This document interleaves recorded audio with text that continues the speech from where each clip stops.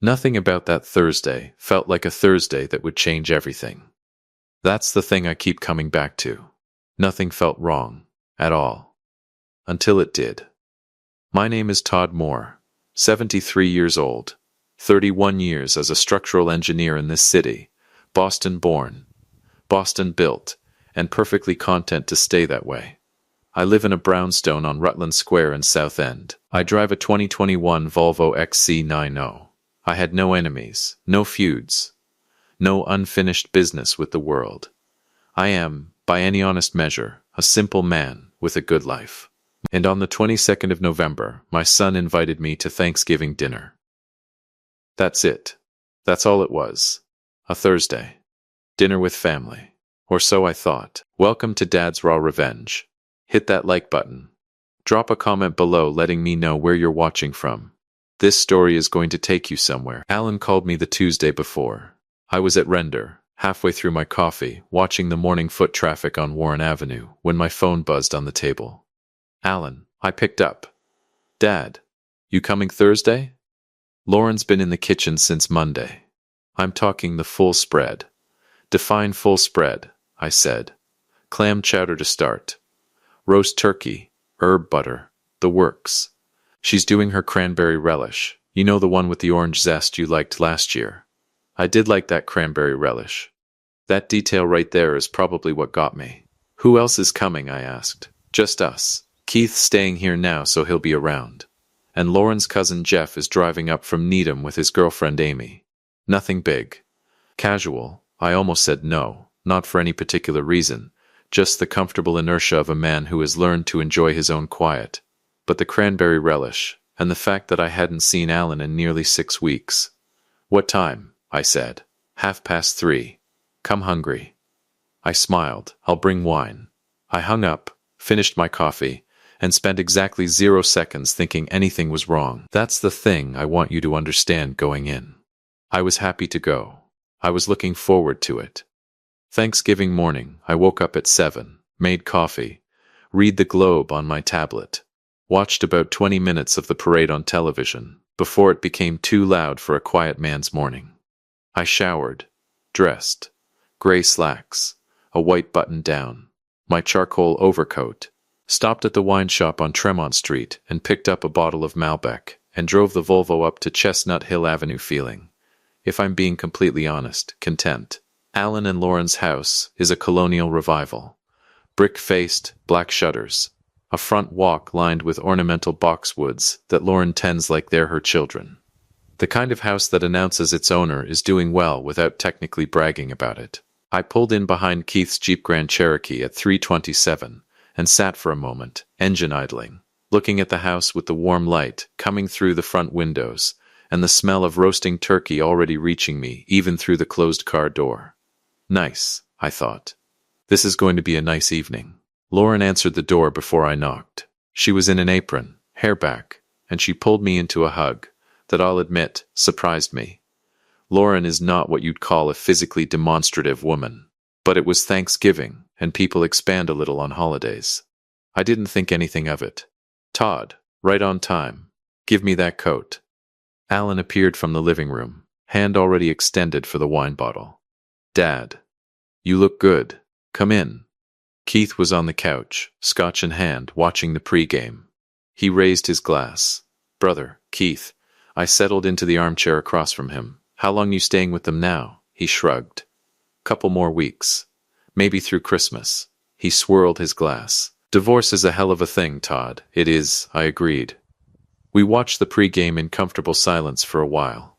That particular brand of male family silence that doesn't need filling. The house smelled extraordinary. Butter and herbs and something sweet from the oven. Lauren had set the dining table properly. Cloth napkins, the good china, candles not yet lit. Jeff and Amy arrived from Needham around 4. Quiet, pleasant people. The kind that contribute just enough conversation to keep a dinner moving without dominating it. Everything was completely, perfectly normal. I cannot stress that enough. About 20 minutes before Lauren called us to the table, Alan came in from the kitchen holding a small dark bottle. Brown label, minimalist font, the kind of packaging that signals it costs more than it should. Hey Dad, before I forget, He held it out.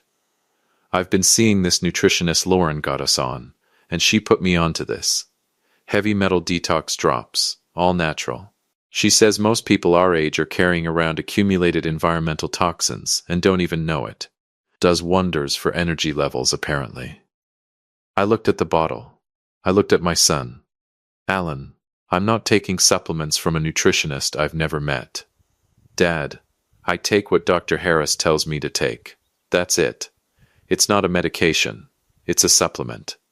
Like a vitamin. He sat down on the arm of the couch. Look, I've been taking it for 3 weeks. Lauren, too. You mentioned being tired at the end of October. Remember? On the phone? I had mentioned that. A passing comment about feeling run down after a long week. He remembered. It's completely natural, Alan continued. No interactions. I checked. I examined the bottle. The label listed botanical extracts, trace minerals, distilled water. Nothing alarming. Nothing that looked remotely pharmaceutical. My son had remembered an offhand comment I made about being tired and gone out and bought me something for it. I felt, in that moment, genuinely touched. A few drops? I said.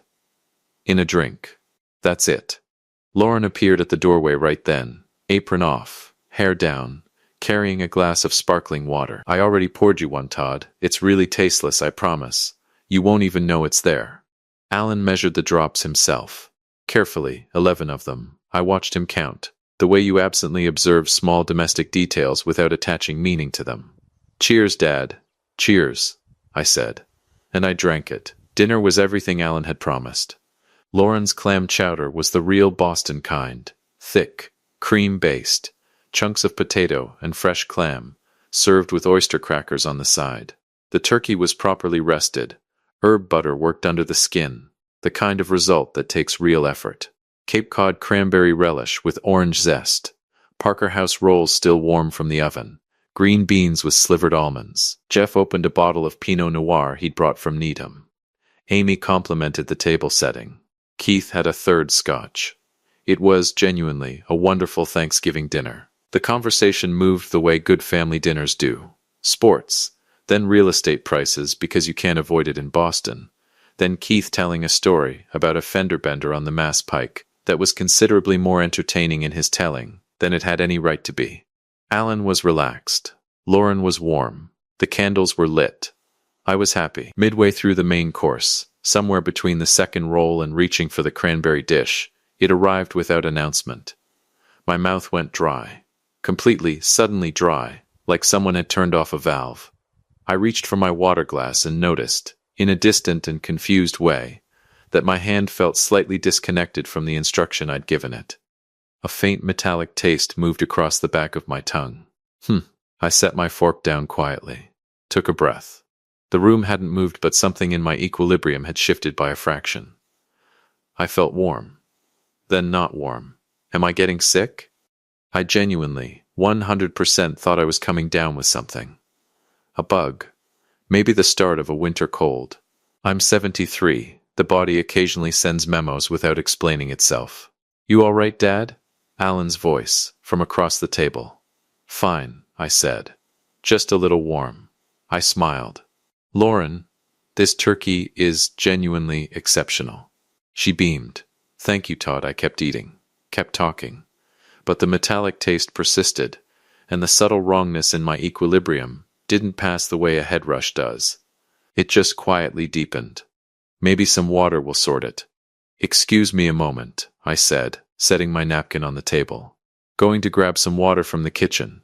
I can get it. Lauren half rose. Stay. Stay. Enjoy your dinner. I waved her back down. I know where the kitchen is. The kitchen was quiet and cool after the warmth of the dining room. I filled a glass and stood at the counter drinking it slowly, waiting for whatever this was to pass. The metallic taste didn't pass. I set the glass down and my hand, still not entirely cooperating, caught the edge of my napkin and sent it sliding off the counter. It drifted down and landed near the trash can, tucking into the narrow gap between the cabinet and the bin. I bent down to retrieve it, and I saw the blister pack. It was wedged in the shadow of that gap, torn, partially crumpled, pushed back far enough that you'd never see it standing upright. A corner of foil packaging with the clinical block lettering that belongs to prescription medication, not a kitchen. Someone in this house is sick and hasn't told me. That was my first thought. My only thought. Genuine, immediate concern. The instinct of a father and an older brother wondering which member of his family was dealing with something they'd been too proud or too private to mention. I picked it up and turned it over. Scopolamine. I didn't know what it was. I want to be absolutely clear about that. I was not alarmed by the name. I was concerned. The way any parent is concerned when they discover a family member is on medication they knew nothing about. Alan's blood pressure had been high the previous year. Keith had mentioned something about vertigo over the summer. I took out my phone to look it up. To understand what this person was dealing with. To know whether I should say something or leave it alone. I typed the name into the search bar. The results loaded. I read the first entry. Then I read it again. Scopolamine, contraindicated in elderly patients. Known effects include acute disorientation, profound short-term memory loss, temporary amnesia, and episodes of confusion that may present as early-stage dementia. The glass of water was still in my hand. From the dining room came the sound of Keith's laugh at something, loud and easy and completely normal, and the quiet underneath it of a family finishing Thanksgiving dinner. Elderly patients, memory loss, confusion that may present as dementia. I stood completely still in my son's kitchen and let the information arrange itself in front of me the way structural data arranges itself when you're looking at the load-bearing math of a building and something in the numbers doesn't add up. The drops. 11 drops. Carefully counted. Lauren already holding the glass. You mentioned being tired at the end of October, remember? No, it's not possible. The room tilted slightly, and I understood with a cold and horrible clarity that the tilt was not from a winter cold. It was not from wine. It was not from the warmth of a holiday table. It had been in my glass before I even sat down to eat. I stood at that kitchen sink with the water running and the blister pack in my trembling hand, and I felt my mind, my sharp, structured, 31-year engineering mind, begin to reach for the edges of a possibility so awful that every decent instinct I had was still trying to reject it. I folded the blister pack carefully and slipped it into the breast pocket of my jacket. I turned off the tap. I picked up my water glass. I walked back to that dining room, sat down in my chair, smiled at my family, and reached for the cranberry relish. And I said nothing, because I didn't know yet. Not for certain. But something had changed in that kitchen that I couldn't change back. Before I left that night, Alan pressed 2 brand new, sealed bottles of the detox drops into my hands at the door. Take them every day, Dad. You'll feel so much better. I looked at my son's face, open, warm, smiling, and I searched it the way you search a blueprint for the flaw you pray isn't there. I will, I said. Thank you, Alan. I walked to the Volvo. I sat in the dark for a moment before starting the engine. Maybe it's nothing, I told myself. Maybe there's a perfectly reasonable explanation. I drove home to Southend and sat at my kitchen table and stared at that blister pack for a very long time. Then I picked up my phone. Not because I was certain, because I needed to be sure. Stay with me. Because what I found out, I wasn't ready for. There is a moment in every man's life when the ground beneath him shifts, and nothing, not one single thing, will ever look the same again. Mine came at 11:47 on a Friday night in November, sitting alone at my kitchen table in Southend, Boston. I hadn't touched the bottles. They were sitting right where I'd set them when I walked in, center of the kitchen table, under the overhead light, like 2 small exhibits in a case that hadn't been named yet. I'd been staring at them on and off for the better part of 2 hours, the blister pack unfolded flat beside them, my coffee gone completely cold. Scopolamine, I'd read everything Google had on it by that point. Medical databases, pharmacology references, a NIH paper on anticholinergic toxicity in geriatric patients that I read twice, even though half the terminology required a second tab to decode. I am an engineer. When something doesn't add up, I do not stop at the first explanation. I follow the load path all the way to the foundation. What I found did not have a good foundation. Scopolamine was not a supplement. It was not a wellness product. It was a prescription-controlled substance with a narrow therapeutic window, used in very specific, very monitored medical contexts. Patches for motion sickness. Pre-surgical sedation. What it was not was an ingredient in an all-natural detox supplement, handed to a 73-year-old man over Thanksgiving dinner. But maybe there's an explanation. The reasonable part of me kept saying. Maybe it's a contaminated batch. Maybe it's a mislabeled product.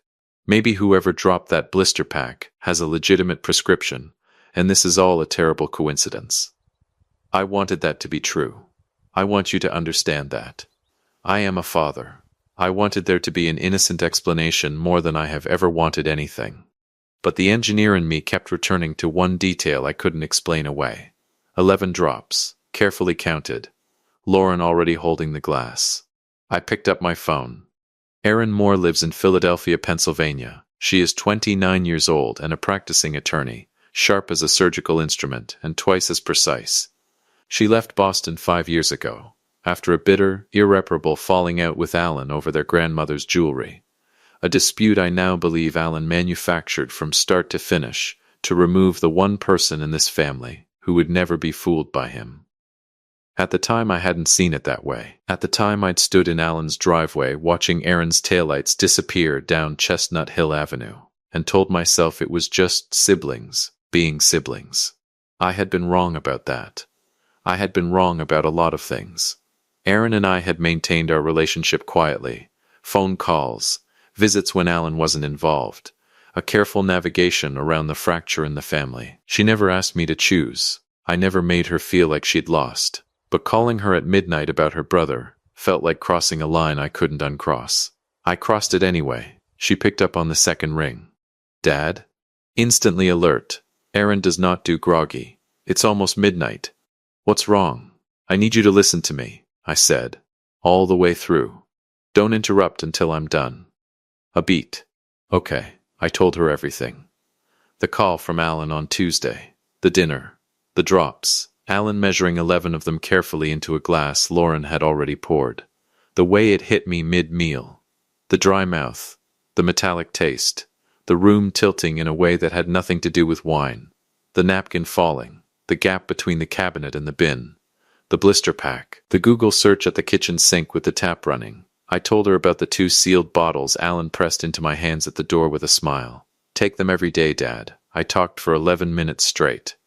Erin told me later she timed it. When I finished, the line went completely quiet, long enough that I checked the screen to see if the call had dropped. Erin, I'm here. Her voice had changed. The midnight alertness had shifted into something else entirely, a stillness I recognized. I'd heard it once before when she was 16 and discovered her high school principal falsifying attendance records for failing athletes. She'd dismantled the man so methodically he resigned before the school board had finished reading her documentation. That stillness. That gear change. Don't touch the bottles, she said. I'm not touching them. Sealed? Both of them. Factory sealed.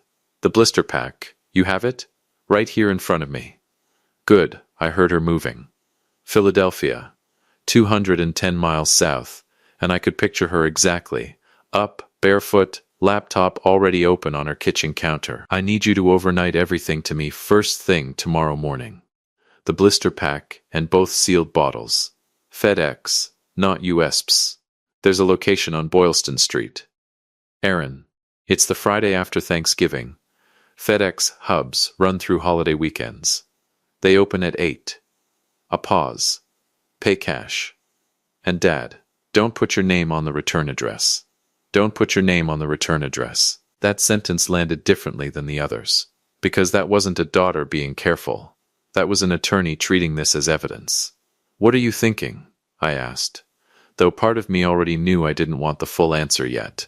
I'm thinking I need to know what's actually in those bottles before either of us says another word. Her voice was controlled. Precise. Can you do what I'm asking? Yes. Get some sleep. I'll call you at 7. She called at 6:52. I drove to the FedEx on Boylston Street at 8:15 the next morning. Cold, flat November light. The public garden across the way was stripped bare, the swan boats long since put away for winter, The path's empty except for a man walking a retriever and a woman in a red coat moving fast with her head down. Boston in late November is a specific kind of lonely beautiful, all gray sky and bare branches, and the kind of cold that doesn't negotiate. I had the blister pack sealed in a Ziploc bag. Both bottles wrapped separately in paper towels, padded envelope, taped securely.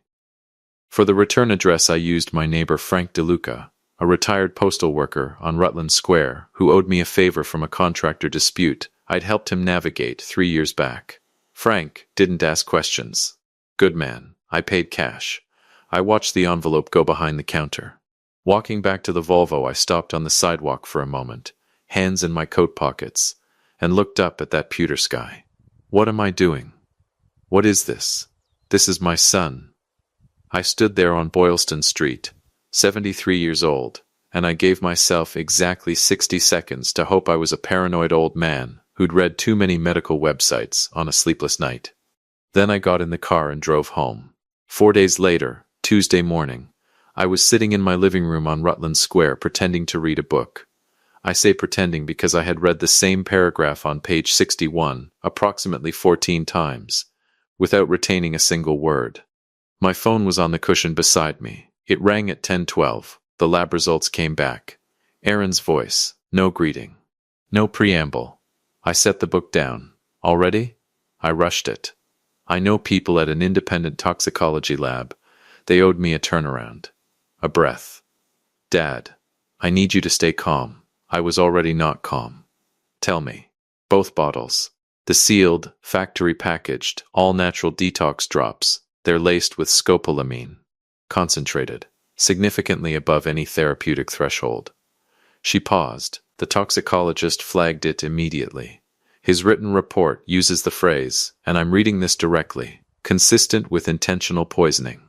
The living room went very quiet. Outside on Rutland Square, a city bus groaned up the street. Completely ordinary sound. Completely ordinary Tuesday morning. Intentional poisoning. How concentrated? I asked. Because I am an engineer, and I needed the specific number even when the specific number was going to destroy me. Concentrated enough that taken daily, the way Alan instructed you, the cumulative effect on someone your age would produce rapid and severe cognitive symptoms. Repeated disorientation episodes, significant memory gaps. Confusion severe enough that anyone observing you over 2 to 3 weeks would have a very compelling medical record of serious cognitive decline. Short sentences. My brain had stopped processing long ones. They needed me to look like I was losing my mind, I said. They needed documentation, Aaron said. Medical, behavioral, witnessed. I also ran a trace on your property titles at the Suffolk County Registry of Deeds. Someone pulled a certified asset valuation and title search on your South End brownstone and your entire portfolio back in mid-October. The request didn't come from a bank, Dad. It came from a law firm in Brookline. A man named Richard Crane. A pause that felt like standing at the edge of something, with no railing. I called a colleague who specializes in probate law in Norfolk County. Crane has a reputation in the dark corners of the Boston bar. He handles predatory guardianships.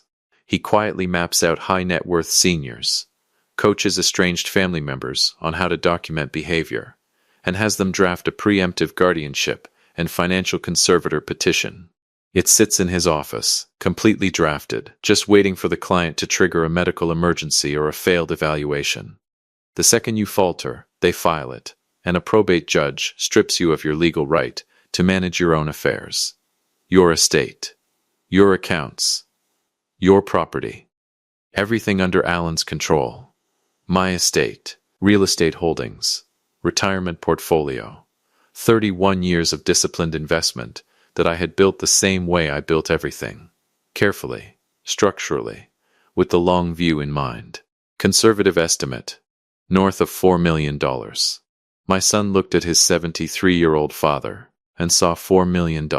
I sat in my living room on Rutland Square, and I felt something happen inside my chest that I don't have a precise word for. It wasn't rage. Rage is hot and fast and loud. This was cold. This was structural. This was the feeling of a load-bearing wall giving way in slow motion, and knowing exactly what's going to fall. Keith signed it, I said. It wasn't a question. Keith is listed as a supporting signatory. A pause. Dad, Keith moved into that house in September. I sat with that for a moment. My brother, 53 years old, recently divorced, recently broke, showing up on Alan's doorstep 2 months before Thanksgiving with his Jeep Grand Cherokee and his scotch and his comfortable couch-based existence. Suddenly that timeline had a completely different shape. They bought him, I said quietly. That's my read, Aaron said. His signature on that petition isn't a confused brother making a bad call. That's financial survival. I closed my eyes. The pieces clicked into place with a sickening thud. Keith's sudden divorce in September. His sudden hospitality stay at Alan's house. The endless scotch. My brother hadn't fallen on hard times. He had sold his loyalty to my son in exchange for a cut of my life's work. Alan provided the professional setup, and Keith provided the insider family validation. It was a corporate takeover of a father's mind. Her voice stayed level, but I could hear the pressure underneath it. That low, contained fury that Aaron had inherited directly from me. Are you okay? Was I okay? Was I okay, sitting in the house I'd owned for 26 years, with the maple trees bare outside my window and the coffee going cold on the table, having just been told that my son, my daughter-in-law, and my brother had built a coordinated legal and medical scheme to chemically impair me, document my decline, and seize everything I'd spent a lifetime building. I will be, I said. What do? We do this exactly right. Her voice shifted into something clean and decisive. No confrontations. No calls to Alan. No changes to your behavior. Nothing that signals anything has changed on your end. You hear me? Total surface normalcy. Understood. First move. I'm scheduling you for a full independent cognitive evaluation. Court. Admissible. There's a neurological assessment center in Framingham, run by a Dr. William Hart. He's provided expert testimony in 3 elder abuse cases in Massachusetts. I've already contacted his office. She'd already called. Before she even delivered the lab results, she had already made the call. We get you evaluated clean and on record before they file anything. That document becomes the foundation of everything. When? I asked. Thursday. I'm driving up Wednesday night. The line went quiet for a moment. I looked at the book still open on my lap. Page 61. That same paragraph. Aaron. I stopped. Tried to locate the right words somewhere in the wreckage of the last 4 days. I owe you an apology. For the years I let Alan, Dad, firm, gentle, the voice of someone who has already processed the grief of a thing and come out the other side. Not now. We'll have that conversation. I promise you we will. But not now. A beat. Right now I need you focused and steady. Can you do that? Yes, I said. Good. I'll see you Wednesday. She arrived at Rutland Square at 7:43 Wednesday evening, December 4th. I watched from the front window as the silver Audi A4 with Pennsylvania plates pulled onto the street and parallel parked in one clean, unhesitating move. She stepped out in a dark wool coat, leather document bag over one shoulder, hair pulled back. 29 years old and moving like someone who had never once in her life been uncertain about where she was going. That walk. That's not from her mother. That's mine. I opened the door before she reached the steps. We stood in the doorway for a moment, the December cold pressing in from the street, the brownstone warm behind me, and then she stepped forward and hugged me. Hard, the kind of hug that carries the weight of 5 lost years and doesn't try to explain them. You look good, Dad, she said. I look 73, I said. She laughed. First real laugh I'd heard in 2 weeks. It hit me somewhere behind the sternum. Come inside. Show me everything. We worked at the kitchen table until past midnight. Aaron laid it out in order. The toxicology report. The legal filings her network had surfaced on Richard Crane. The financial trail connecting Alan's guardianship petition to the estate valuation documents Crane had quietly commissioned. She set each page down with the deliberate precision of someone who had been arranging this architecture for days. Then, she pulled out one more document. Crane has done this before, she said, tapping the page. I ran his case history. 3 prior guardianship petitions in Massachusetts, 2 of them flagged by the State Elder Affairs Office for procedural irregularities. He has a pattern. He finds families with elderly high net worth individuals, coaches them on building a behavioral record, and files when the documentation is thick enough. She looked up at me. Alan didn't architect this alone. Dad, someone walked him through every single step. My son didn't just betray me. My son hired a professional to help him do it. I looked at the papers spread across my kitchen table. The same table where Erin used to do her homework at 12 years old, back when this house was full and loud and whole, back before Alan decided she was expendable. He'd been wrong about that. He'd been wrong about a lot of things. Thursday morning we drove out to Framingham in the Volvo. Erin navigated from the passenger seat, coffee cups in the console, the radio low. Just a father and daughter on an ordinary December morning, which is exactly what it needed to look like. Dr. William Harte's facility sat off Route 9, clean, quiet, unremarkable from the outside, the kind of place that does serious work without announcing it. I was in with Dr. Harte for 2 hours and 40 minutes. When I came out, Erin was in the waiting room, straight-backed, document bag on her lap, completely still in the way that meant her brain was running at full speed underneath. She looked up. Dr. Harte stepped into the doorway behind me. He looked at Erin and said, "Without ceremony, your father has the cognitive profile of a man 15 years younger. Whatever claims were going to be made, there is no medical ground to stand on." I watched 3 things move across my daughter's face in sequence. Relief, rage, resolve. She stood, shook Dr. Harte's hand. Then she looked at me with those eyes, her mother's eyes. My stubbornness, this impossible combination that produced the most formidable 29-year-old I have ever encountered. And she said, quietly, "Okay. Now we build the case." And over the next 12 days, that is precisely what Erin Moore did. If you have been listening for a while, drop your thoughts in the comments. Hit the like button while you're at it, and be sure you're subscribed. Erin filed a preemptive counterpetition in Suffolk County Probate Court, establishing my full legal competency. Dr. Harte's evaluation attached, dated, certified, and court admissible. Any guardianship petition Alan filed now would walk directly into a wall he didn't know existed. She submitted the toxicology report, blister pack, both sealed bottles, full laboratory analysis, to the Massachusetts State Police Elder Protective Services Unit. The report was classified as criminal evidence. A detective named Ron Paulson was assigned. Patient, thorough, the kind of man who builds a case the way I built structures, from the foundation up. She forwarded the complete paper trail to the Suffolk County District Attorney's Office. Richard Crane's involvement, the drafted petition, the 6-week preparation timeline, the prior case history. And then she did one more thing. One quiet, surgical thing she mentioned almost as a footnote while we were cleaning up the kitchen table at 1 a.m. "I filed a formal complaint with the compliance department at Harwick & Cole," she said. "Alan's firm. I included a copy of the guardianship petition, naming him as proposed financial conservator of your estate." She stacked the last folder and looked at me. "That's a textbook conflict of interest for a licensed financial advisor. They'll have no choice but to act on it." I looked at my daughter. "When did you do that?" I asked. "Tuesday," she said. "Right after I called you with the lab results." She'd filed the complaint the same day she delivered the news. Before I'd even asked. Before we'd even discussed it. Alan was placed on administrative leave by Harwick & Cole on December 12th, pending internal review. He had no idea.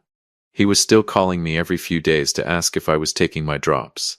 Every day, I told him. Like clockwork. Let him believe that. Because here is what my son had failed to account for when he stood at his front door on Thanksgiving night and pressed 2 bottles of those so-called supplements into his father's hands with a warm smile. He forgot who raised me. And he severely, catastrophically, irreversibly underestimated who I raised. Every trap has 2 sides. The one who sets it, and the one who figures out where the door is. That morning of December 16th, I woke at 5:45. Made coffee.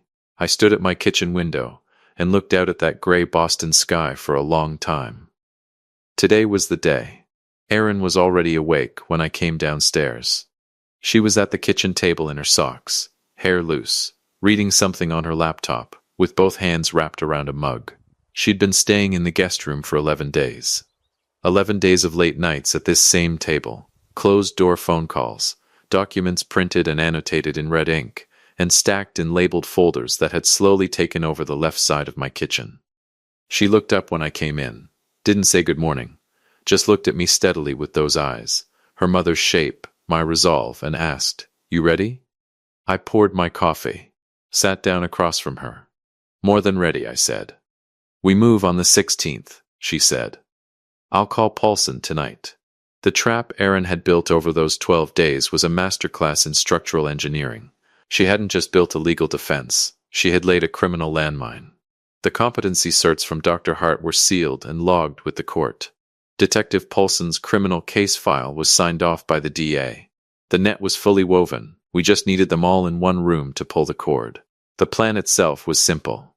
Simple plans are the only ones that work. I called Alan at 9 on the morning of December 16th. I told him I needed to sit down with the family about some estate paperwork, that my attorney had flagged some items that needed to be addressed in person before the end of the year. I kept my voice slightly uneven, slightly halting. The voice of a 73-year-old man, navigating something administratively confusing. Alan agreed before I'd finished the sentence. Of course he did. Estate paperwork. In person. His father was confused and cooperative. As far as Alan was concerned, Christmas had arrived 12 days early and was standing on his doorstep in a charcoal overcoat. We settled in at 2 o'clock. Erin left the brownstone at 11 in the Audi. 2 stops to make. She didn't elaborate, and I didn't ask. I dressed carefully. Gray wool slacks, white button down, the charcoal overcoat. I stood at the bathroom mirror for a moment and looked at the man looking back at me, and I straightened my collar and walked out the door. I arrived at Chestnut Hill Avenue at 1:55. Lauren answered before I knocked. Big warm smile, the door swinging open with the practiced ease of a woman who'd been watching for my car. "Todd. Come in, can I get you anything? Something to drink?" "Just water," I said pleasantly. "Thank you, Lauren." She didn't flinch. Not even a flicker. Alan was in the living room with Keith. Both of them stood when I entered, that same careful, attentive deference that I now recognize for exactly what it was. Not respect. Management. Keep the old man comfortable and calm and right where you need him. "Dad." Alan pulled me into a hug. Firm, warm, completely convincing. The embrace of a man who believed he was days away from everything he'd been building toward. "Glad you came. Sit down, sit down." "In a minute," I said. I looked around that immaculate colonial revival living room. The same careful surfaces. The same staging. The last time I'd stood in this room, I was pretending to forget what my fork was for. I wasn't pretending anything today. I checked my watch. 1:58. 2 minutes. Alan settled into his chair with the loose, comfortable confidence of a man holding every card in the deck. "So, estate paperwork. What did your attorney flag?" I looked at my son across the room, 41 years old. My blood. The boy I'd taught to ride a bike on the Esplanade, helped move into his first apartment in Alston, watched marry Lauren on a June afternoon in the Berkshires. "She flagged everything," I said. A small silence. Alan's smile held. "She?" The doorbell rang. I watched my son's face as Aaron Moore walked through his front door. I have witnessed a few genuinely unforgettable things in 73 years of living. Structures I designed going vertical for the first time. The moment each of my children was born. A sunrise over Boston Harbor from the top of a job site on a cold March morning in 1987. This was one of them. Alan's smile didn't collapse all at once. It left in stages, like a building losing power floor by floor. First the eyes changed, then the corners of his mouth lost their hold. Then his jaw went just slightly slack before some instinct caught it. Lauren made a sound behind him that was not a word. Keith stood up from the couch. Then slowly sat back down. Erin walked in like she owned every inch of floor beneath her feet. Dark wool coat, leather document bag over one shoulder. The complete and total composure of someone who had been preparing for this specific moment for 12 days. She came and stood beside me and looked at her brother across the room with an expression that contained nothing warm whatsoever. "Alan," she said. Just his name, like a period at the end of a very long sentence. "What?" Alan looked from her to me. "Dad, what is this? What's she doing here?" She's my attorney, I said. And my daughter. Both of which she's always been. You just forgot the second part. Erin set her document bag on the coffee table. She opened it without rushing. No drama, no performance, just the clean efficiency of someone who had done this before and would do it again. The room was so quiet, I could hear the December wind pressing against the windows. She placed 3 documents on the table, side by side. Precise. The first document, she said, her voice the temperature of the street outside, is a certified toxicology report from an independent laboratory, confirming that the sealed supplement bottles given to my father on November 22nd contain concentrated scopolamine, well above any therapeutic threshold. The toxicologist's written report classifies the finding as, and I'm quoting directly, consistent with intentional poisoning. Lauren sat down on the arm of the couch. Her face had gone the color of the walls. The second document is the mental competency and guardianship petition drafted by Richard Crane of Brookline, signed by Alan Moore and Keith Moore, along with correspondence and filing records establishing a preparation timeline beginning in mid-October. She paused. Let the room absorb it. The petition names Alan as primary guardian and financial conservator of my father's estate. Keith was staring at the carpet. The third document is a court-certified independent cognitive evaluation conducted by Dr. William Hart of the Framingham Neurological Assessment Center, dated December 5th, establishing my father's full legal competency. She looked up from the documents and let her gaze move from Alan to Lauren to Keith, with the same steady, clinical precision. So to be very clear about what you did, you deliberately poisoned a fully competent man, staged witness behavioral episodes to manufacture a medical record of decline, and signed your names to the financial motive for doing so. A beat.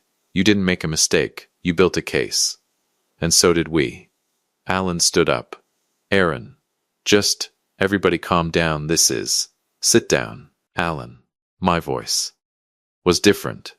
He sat down. I want a lawyer, he said. Something had left his voice. That easy, managed confidence, hollowed out. What was underneath was smaller than I'd expected. Younger somehow. That is the first intelligent thing you've said since November, Erin replied. I strongly encourage it. She looked at me, gave the smallest nod. I took out my phone and called Detective Ron Polson. He picked up on the first ring. Mr. Moore? We're ready, I said. They arrived in 2 unmarked vehicles. No sirens. No theatrical entrance. Just 4 detectives, and the quiet, procedural efficiency of people who understood that understatement was more devastating than spectacle. Detective Paulson was a heavy-set man in his mid-50s, gray mustache, the unhurried manner of someone who had done this enough times to know that rushing it cheapens it. He introduced himself at the door, showed credentials, and walked into that immaculate living room like he had all the time in the world. Lauren started crying the moment Paulson began reading the charges. Not the controlled, managed emotional display I'd seen from her before. Real crying, the kind that comes when the architecture of a lie collapses all at once and there's nothing left to hold the face together. Keith wouldn't look at me. He stared at the floor and kept his hands very still on his knees. Alan said nothing. He looked at the carpet while Paulson spoke. And I knew from the quality of his silence that he had already been coached by someone. Possibly Crane. Possibly an instinct. On exactly what not to say if this moment ever arrived. He'd planned for the possibility of getting caught. That detail, above everything else, was the one that cost me something permanent. The handcuffs came out. And that's when Alan looked up. Not at Erin. Not at Paulson. At me. Dad, his voice broke on the single syllable. Clean in half. I don't know what made me do it. Maybe 31 years of engineering. The need to understand exactly where a structure failed and why. Maybe something older than that. Maybe I just needed to hear him say it out loud. Why? I asked. Just that. One word. The room went still. And then my son, my 41-year-old son, standing in his colonial revival on Chestnut Hill Avenue, with a detective's hand on his arm, started to cry. Not the quiet, dignified kind. The ugly, unraveling kind that a man produces when every wall he's built comes down at the same moment. I didn't, Dad. I didn't mean for it to go this far. He stopped. Wiped his face with the back of his hand. The business. I had a business I was trying to get off the ground, and it went bad. Really bad.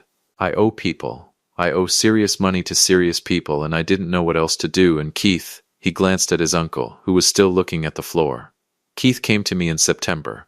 He said there was a way. He laid the whole thing out. And I said no at first. I said no, I'm not doing that. But you did it anyway, I said. Lauren. His voice dropped. Lauren said it wasn't. She said it wasn't like we were hurting you. That you were 73 and you'd either end up in a home or... He couldn't finish the sentence. I looked at Lauren. She had both hands pressed over her mouth, tears running quietly, and she didn't look up. He was old. He'd end up in a home or dead anyway. So it wasn't really wrong. That was the math they'd done on my life. Look at me, Alan, I said. He looked at me. You sat across from me at that table. You counted 11 drops into my glass. You watched me get sick, and you exchanged looks with your wife over the dinner table. My voice stayed even. It surprised me that it stayed even. And then you put 2 more bottles of poison in my hands at the door and told me to take them every day. I let that sit between us for a moment. That's not a man who got into trouble and made a bad choice. That's a plan, and you need to own what it is. He was crying too hard to answer. I turned to Detective Paulson. I'm done, I said. Alan Moore, Lauren Moore, and Keith Moore were each charged with felony elder abuse, criminal conspiracy, and assault by means of chemical poisoning under Massachusetts General Law, Chapter 2.6.5. Richard Crane was referred to the Massachusetts Board of Bar Overseers and disbarred pending criminal investigation for his orchestrating role in the guardianship scheme. Allen was formally terminated by Harwick and Cole, effective December 16th, the same day the handcuffs went on. When the house was empty, it was just Aaron and me. The candles Lauren had lit on the mantel were still burning, this small, absurd, domestic detail that made the whole afternoon feel slightly surreal. The good china was visible through the dining room doorway. Lauren had apparently been preparing for a dinner that was never going to happen. I walked to the front window and looked out at Chestnut Hill Avenue. Bare trees, pewter sky, the quiet street going blue in the early December dark. 24 days ago I parked the Volvo right there and walked up that front path genuinely happy about cranberry relish. Erin came and stood beside me. Your estate, she said quietly. The irrevocable trust documents are already filed. Everything is protected. I'm the managing trustee, but Dad, it is entirely yours. Every decision, every distribution, every cent. I want you to be absolutely clear on that. She paused. This was never about the money for me. I knew that. I had always known that. That was the precise difference between my daughter and my son. One of them had looked at me across a table and seen a father. The other had looked at me and seen an estate. I know, I said. She leaned her head briefly against my shoulder. One moment. Then she straightened. Get you out of here? She asked. Yes, we walked out of that house together. I pulled the door shut behind me without looking back. The December air came at us clean and cold and honest. The best thing I'd felt in 24 days. I stopped at the top of the front steps. There's a place on Newbury Street, I said. Does a lobster roll that'll make you question every life decision that kept you in Philadelphia. Aaron laughed. Full and unguarded and real, my daughter's laugh, the one I hadn't heard enough of in 5 years, and it landed somewhere deep and necessary. Lead the way, old man, she said. Old man. I smiled and walked down the steps. The case went to trial the following spring. I sat in that courtroom in my gray wool slacks and my white button down on the day of sentencing, and I listened to a judge speak in the precise, formal language of the Commonwealth of Massachusetts, and what she said, stripped to its essence, was this: what was done to Todd Moore was not a family dispute. It was a crime. Alan received 4 years, Lauren, 3, Keith, 2.5. Richard Crane was facing his own separate criminal proceedings. I did not feel triumphant walking out of that courthouse. I want to be honest about that because I think you deserve the honest version. You do not feel triumphant when your son goes to prison. You feel the accumulated weight of every year, every phone call, every Thanksgiving, every moment you wish you had seen sooner and didn't. But underneath that weight, solid and load-bearing and permanent, I felt something else. Clarity. The specific clarity of a man who has been lied to for a very long time and has finally, completely, stopped being lied to. The feeling of a fever breaking, of a winter ending, of putting down something heavy you carried so long you forgot it wasn't supposed to be yours to carry. If this story found you, share it with someone. Hit that like button, subscribe, and drop a comment below. Let me know where you're watching from. I will see you on the next one.